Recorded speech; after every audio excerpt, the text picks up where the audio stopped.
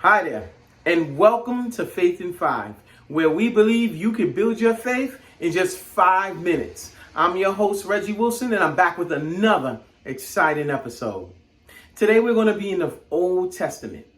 We're going to talk about our king. Matter of fact, we're going to be in 1 Samuel chapter 13, starting in verse 8. That's 1 Samuel chapter 13, starting in verse 8. Now let me give you a little background to the story.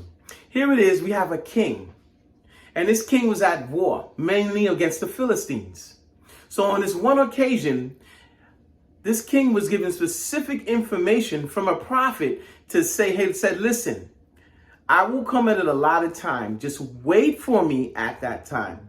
But here's what put this king in a precarious situation. While the king was waiting, he saw his men start to scatter. And it made him, kind of hesitant and made him panic when he wanted to take matters into his own hands. So let's see what happens when he does this.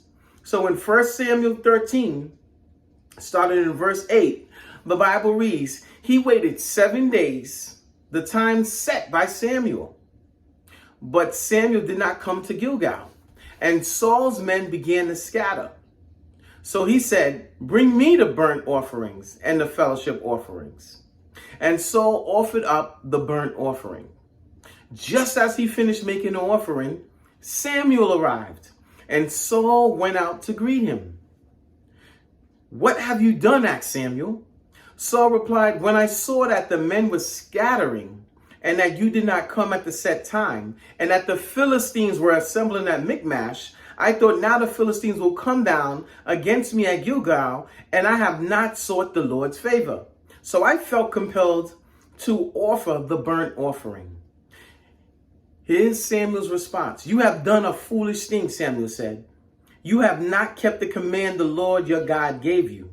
If you had, he would have established your kingdom over Israel for all time. But now your kingdom will not endure. The Lord has sought out a man after his own heart and appointed him ruler over his people, because you have not kept the Lord's command.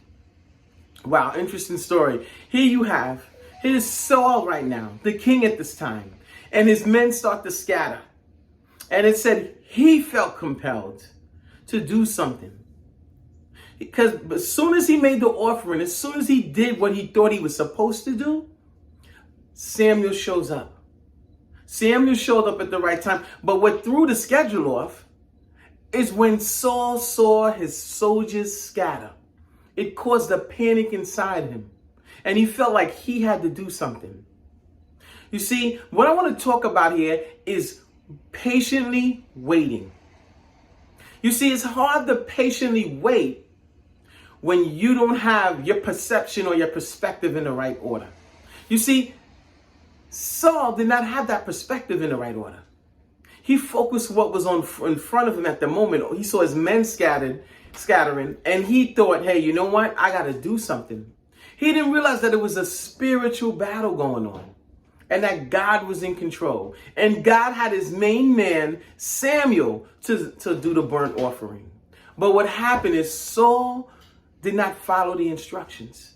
And because he did not follow those instructions, he couldn't wait, because what he saw in front of him, guess what? The kingdom was stripped from him and given to a man after God's own heart. So what's the point here? The value of patiently waiting for God is so crucial and so important. When I think about it, I think about farmers, how they harvest, and how in one season they plant, and that season that they plant, they can't harvest in the same season that they plant. They plant and they harvest in another season. Or say, for example, we all drive cars, or most of us, you're at a stoplight. And you get to that light and it's red. You don't become impatient when the light is red and you try to cross it, or you try to, I can still make it, or the light is yellow. And when the light is yellow, most of us, hey, guess what? We want to speed up. But when you speed up and that light's yellow, guess what? Eventually it's going to turn red. You're going to have to wait anyway. And what happens when you cross it? You could possibly hurt somebody, or you could get a nice cool ticket in the mail with all these new cameras out there. You see, sometimes we just got to wait patiently on the Lord. That's my point. What is something right now that you feel that you're not patient with, but that you need to wait patiently on the Lord for? Because when you don't wait, just like Saul, there's always consequences. So guys, thank you for joining me today. I hope you enjoyed today's Faith in 5. Listen, do me a big favor. If you like what you heard, please share with others and subscribe if you like as well. It's all about encouraging people about God's word and spreading it. And see you next time on Faith in 5.